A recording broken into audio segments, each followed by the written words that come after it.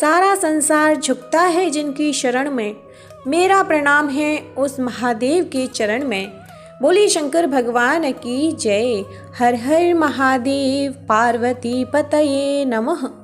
आप सभी भक्तों को फाल्गुन मास की हार्दिक शुभकामनाएं। आप सभी भक्तों पर भगवान भोलेनाथ की कृपा दृष्टि हमेशा बनी रहे। माता पार्वती के आशीर्वाद से आप सभी सुख, समृद्धि और सौभाग्य की प्राप्ति करें। इन्हीं शुभ मंगल कामनाओं के साथ आज का वीडियो शुरू करते हैं। प्रिय भक्तों, आप हमारे साथ नियम पूर्वक फाल्गुन मास महात्म्य की कथाएं श्रवण कर रहे हैं। अब तक हम फाल्गुन मास महात्म्य कथा अध्याय 27 तक श्रवण कर चुके हैं। उससे आगे की कथा यानी कि अध्याय 28 आज श्रवण करेंगे। तो प्रेम से बोलिए शंकर भगवान की जय, माता पार्वती की जय। हर हर महादेव, पार्वती पतये नमः। प्राचीन काल से ही काशी शिव क्रीड़ा का केंद्र रहा है। एक बार भगवान शिव माता पार्वती सहित काशी पधारे। वे कुछ दिन काशी में रुके। तत्पश्चात मंदराचल पर चले गए। मंदराचल पर शीतल मंद समीर बह रही थी। भगवान शिव बड़ी तन्मयता से प्रकृति की छटा देखने लगे। तभी एकाएक पीछे से आकर माता पार्वती ने परिहास पूर्वक उनके दोनों नेत्र बंद कर दिए। माता पार्वती के हाथों के पसीने और भगवान शिव के चेहरे के तेज से भगवान शिव के नेत्रों के कोर से पानी टपक गया और उससे एक कराल मुख, भयंकर क्रोधी, अंधा और कृष्ण वर्ण का बालक पैदा हो गया। वह पैदा होते ही चिल्लाने और नाचने लगा और बार बार अपनी जीभ निकालकर डरावनी चेष्टाएं करने लगा। यह देख माता पार्वती भयभीत हो गईं। उन्होंने भगवान शिव से उस विकराल बालक के विषय में पूछा तो भगवान शिव ने बताया कि वह उन्हीं का पुत्र है जो नेत्रों से पानी बहकर गिरने के कारण उत्पन्न हो गया है। माता पार्वती ने उसके पालन पोषण का दायित्व अपनी सखी को सौंप दिया और वह बालक उनकी सखी द्वारा पोषित होने लगा। माता पार्वती ने उसका नाम अंधक रखा। इसी बीच हिरण्यकशिप का भाई हिरण्याक्ष भगवान शिव की तपस्या में तल्लीन था। उसकी तपस्या से प्रसन्न होकर भगवान शिव प्रकट हुए और उन्होंने उससे वर मांगने को कहा। उठो पुत्र, मैं तुम्हारे तप से प्रसन्न हूँ, बोलो क्या वर मांगते हो। हिरण्याक्ष बोला, भगवान मुझे एक पुत्र की कामना है। मेरे भाई के तो 4 पुत्र हैं, किंतु मेरी पत्नी की गोद खाली है। कृपया मुझे पुत्र प्राप्ति का वरदान दें। भगवान शिव बोले, तुम्हारे भाग्य में पुत्र प्राप्ति का योग नहीं है दैत्यराज, लेकिन मैं तुम्हें अपना पुत्र दे सकता हूँ। वह अंधा है परंतु बहुत बलशाली है। भविष्य में वह महाबलवान पुरुष बनेगा। यह कहकर भगवान शिव ने अंधक को हिरण्याक्ष के हाथों में दे दिया। हिरण्याक्ष अंधक को लेकर खुशी खुशी अपने राज्य लौट आया। अंधक राजमहल में बड़ा होने लगा। तभी देवासुर संग्राम छिड़ गया और भगवान विष्णु द्वारा हिरण्याक्ष मारा गया। हिरण्याक्ष का बड़ा भाई हिरण्यकशिप छिपकर भाग निकला। हिरण्याक्ष के मरने के बाद राजमहल में अंधक की उपेक्षा होने लगी। उसके अन्य चचेरे भाई और संगी साथी उसे चिढ़ाने लगे। इससे अंधक दुखी रहने लगा। एक दिन उसके व्यवहार से तंग आकर वह तपस्या करने निकल पड़ा और एक निर्जन वन में पहुंचकर ब्रह्मा जी की साधना में लीन हो गया। तप करते हुए उसे कई वर्ष बीत गए। उसके तप से प्रसन्न होकर ब्रह्मा जी प्रकट हुए और उससे वर मांगने को कहा। अंधक ब्रह्मा जी के चरणों में गिरकर बोला, पितामह मुझे ऐसा वर दीजिए कि मेरा अपमान करने वाले मेरे सभी भाई मेरी दासता करें, मेरे दिव्य नेत्र हो जाएं, मेरी किसी के द्वारा मृत्यु न हो। यह सुनकर ब्रह्मा जी बोले, और सब तो ठीक है वत्स, तुम्हारे नेत्र दिव्य हो जाएंगे, तुम्हारे सारे भाई भी तुम्हारी दासता स्वीकार कर लेंगे, किंतु तुम मनुष्य हो और काल चक्र का नियम है कि कोई भी मनुष्य मृत्यु से अछूता नहीं रह सकता। अंधक बोला, तो फिर ऐसा ही वरदान दीजिए कि मेरे शरीर से निकले रक्त की एक एक बूंद से मेरे जैसे पराक्रमी वीर उत्पन्न हो जाएं। ब्रह्मा जी बोले, ठीक है, मैं तुम्हें यह वरदान देता हूँ। साथ ही यह भी वरदान देता हूँ कि तुम्हारी मृत्यु भगवान विष्णु तथा भगवान शिव के द्वारा नहीं होगी। अंधक को वरदान देकर ब्रह्मा जी अंतर ध्यान हो गए और अंधक वरदान पाकर एकदम सुपुष्ट एवं नेत्रवान पुरुष बन गया। वह वापस दैत्यपुरी लौट आया।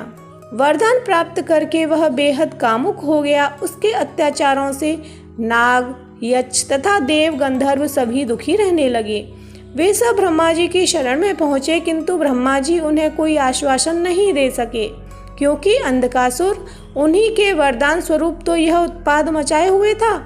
आखिर निराश होकर सब लोग भगवान शिव के पास पहुँचे और उन्हें अंधकासुर के अत्याचारों के बारे में अवगत कराया। भगवान शिव ने उन्हें आश्वस्त किया। आश्वस्त होकर वे अपने स्थानों को लौट गए। भगवान शिव माता पार्वती मंदराचल पर्वत पर ठहरे हुए थे। तभी एक बार अंधक अपनी सेना के साथ मंदराचल पर पहुंचा। पर्वत की सुरम्यता देखकर वह विभोर हो उठा। उसने सोचा, कितना सुंदर स्थान है, क्यों न यहाँ अपने लिए एक स्थायी नगर का निर्माण कर दिया जाए। यह सोच उसने अपने एक सेवक को आदेश दिया कि तुम कोई उचित स्थान तलाश करो जहां हमारे लिए एक शानदार महल बन सके। आज्ञा पाकर सेवक उचित स्थान की खोज में निकल पड़ा। कुछ दूर जाने पर उसे एक जटाधारी पुरुष तप करता दिखाई दिया। उसके समीप ही एक सुंदर स्त्री बैठी हुई थी।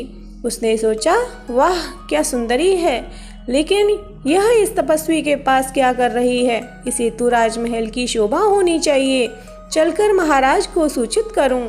यह सोचकर वह वापस लौट आया और अंधक को सारा वृतांत कह सुनाया।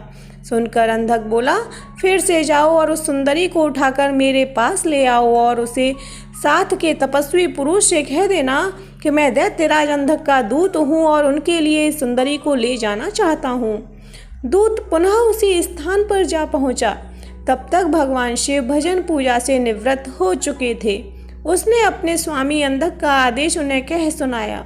सुनकर भगवान शिव ने कहा, जाओ अपने महाराज से कह देना कि किसी की पत्नी पर कुदृष्टि डालना बहुत ही अनुचित कार्य होता है। यह सुनकर दूत वापस लौट आया। उसने अंधक को भगवान शिव द्वारा दिया गया उत्तर सुना दिया। सुनकर अंधक गुस्से से आग बबूला हो उठा। वह अपनी सेना की एक टुकड़ी लेकर भगवान शिव पर टूट पड़ा, लेकिन भगवान शिव के गण वीरभद्र ने उन्हें मारकर भगा दिया। अंधक के सेनापति नील ने मायावी हाथी का वेश धारण किया और वह शिव गणों की ओर लपका। यह देख वीरभद्र ने तुरंत सिंह का वेश धारण कर लिया और नील का वध कर डाला। दूसरी ओर नंदी अंधक से युद्ध कर रहा था। उसने इतने प्रबल वेग से आक्रमण किया कि अंधक को जान बचाने के अलावा और कुछ न सूझ सका और वह अपनी सेना सहित भाग गया। अंधक के पराजित होकर भागने के पश्चात भगवान शिव पाशुपत नामक व्रत करने लगे। माता पार्वती को उन्होंने मंदराचल स्थित देवी मंदिर में भेज दिया और भगवान शिव के गण देवी के मंदिर पर पहरा देने लगे। अंधक अपनी पराजय को न भूल सका। उसने पुनः सेना एकत्र की और हमला कर दिया। घनघोर युद्ध छिड़ गया। अंधक ने नंदीश्वर को मूर्छित कर दिया। देवर्षि नारद द्वारा यह समाचार भगवान विष्णु तक पहुंचाया गया। इंद्र आदि को भी यह संदेश भेजा गया। देखते ही देखते देवों की एक विशाल सेना मंदराचल पर आ जुटी। देवों और दैत्यों में भयानक युद्ध छिड़ गया, लेकिन दैत्यों की प्रबल मार के आगे देवताओं की हार होने लगी। उनके पैर उखड़ने लगे।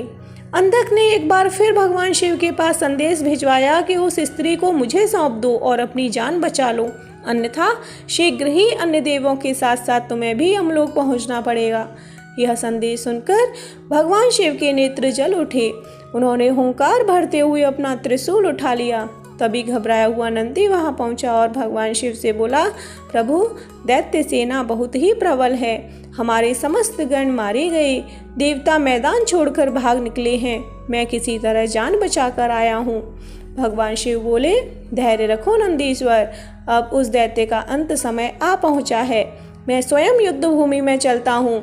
यह कहकर भगवान शिव युद्ध भूमि में पहुँचे और अंधक से भिड़ गए। भयानक युद्ध छिड़ गया। भगवान शिव लगातार अंधक के बाणों से अपना बचाव करते हुए त्रिशूल से प्रहार करते रहे, किंतु उनका हर प्रयत्न विफल हो रहा था। जैसे ही अंधक का कोई अंग घायल होता, उससे रक्त निकलता और उस रक्त से उस जैसे ही अनेक दैत्य पैदा हो जाते। उधर शुक्राचार्य अपनी संजीवनी विद्या के बल पर मरे हुए दैत्यों को पुनः जीवित कर देते थे। फलस्वरूप भगवान शिव के चारों ओर दैत्यों की एक विशाल सेना खड़ी हो गई। भगवान शिव ने अपने गणों को आदेश दिया कि शुक्राचार्य को बांधकर यहाँ ले आएं ताकि वे दैत्यों को पुनः जीवित न कर सकें। गण शुक्राचार्य को बांधकर ले आए और उन्हें भगवान शिव के सम्मुख खड़ा कर दिया। फिर भगवान शिव ने विराट रूप धारण कर लिया। उनका मुंह खुला और देखते ही देखते उन्होंने शुक्राचार्य को निगल लिया।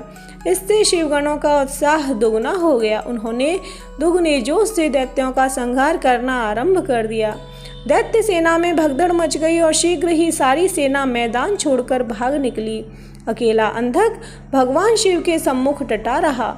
भगवान शिव और अंधक में भयानक युद्ध चढ़ गया। अंधक को अपने पर भारी पड़ता देख भगवान शिव ने अपने मुख से एक महाज्वाला उत्पन्न की। वह योगेश्वरी थी। माता महाकाली ने रक्तपान करना आरंभ कर दिया। भगवान शिव त्रिशूल चलाते, अंधक के शरीर से रक्त फूटता और माता काली रक्त को जमीन पर गिरने से पहले ही पान कर जाती। इससे अंधक बलहीन हो गया। उसके कदम लड़खड़ाने लगे। भगवान शिव ने उसके हृदय को निशाना बनाकर त्रिशूल चलाया और अंधक का हृदय भेद दिया। साथ ही उसे त्रिशूल के ऊपर टांग दिया। अंधक के गिरते रक्त को नीचे खड़ी काली सहित सभी योगिनियां जमीन पर गिरने से पहले ही अपने विशाल मुख में लुप्त करने लगी। फिर युद्ध शांत हो गया, लेकिन ब्रह्मा जी के वरदान स्वरूप अंधक नहीं मर सका। वह त्रिशूल पर टंगा टंगा ही भगवान शिव का जाप करता हुआ अपनी भूल का प्रायश्चित करने लगा। दयालु भगवान शिव उसके जप से प्रसन्न हुए और उसे त्रिशूल से नीचे उतारा और वर मांगने को कहा। अंधक ने भगवान शिव के चरणों में प्रणाम करके कहा, भगवान मुझे क्षमा करो, मुझसे बहुत बड़ा अपराध हो गया था। मैंने माता पार्वती पर कुदृष्टि डाली थी। अब से मैं आपकी सेवा में रहूंगा और कभी भी अपने अंदर दैत्य भाव जागृत न होने दूंगा, न ही देव विरोधी कार्य करूंगा। प्रभु, मैं चाहता हूं कि मुझे दिव्य दृष्टि प्राप्त हो जाए। आज से मैं हर समय आपकी सेवा में दास की तरह उपस्थित रहूं। मेरे समस्त विकार धुल जाएं। भगवान शिव तथास्तु कहकर अंतर ध्यान हो गए। त्रिपुरारी रुद्र की कृपा से भूमंडल पर एक बार फिर से धर्म ध्वजा फहराने लगी। एक बार फिर वैदिक धर्म का पालन होने लगा। जगह जगह यज्ञ हवन होने लगे। वातावरण में फिर से मंत्र गूंजने लगे। तो बोले शंकर भगवान की जय। हर हर महादेव। पार्वती पतये नमः।